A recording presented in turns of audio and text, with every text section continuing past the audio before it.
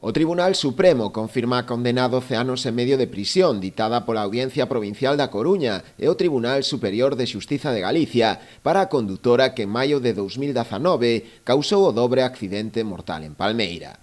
Era o último recurso da acusada para diminuir a pena. O alto tribunal ratifica que a acusada é culpable de 2 delitos de homicidio doloso, ademais dun delito contra a seguridade vial.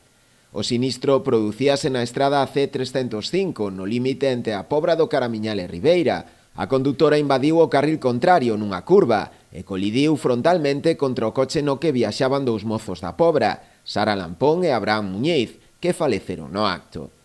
As probas demostraron que a acusada conducía baixo os efectos do alcohol e tamén dos fármacos, ademais de superar en 60 km por hora o límite permitido na vía.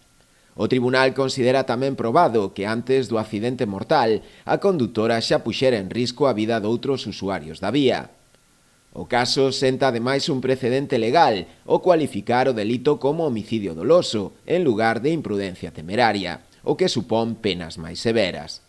Ademais da pena de prisión, a sentenza inclúe a prohibición para a acusada de conducir durante 8 anos.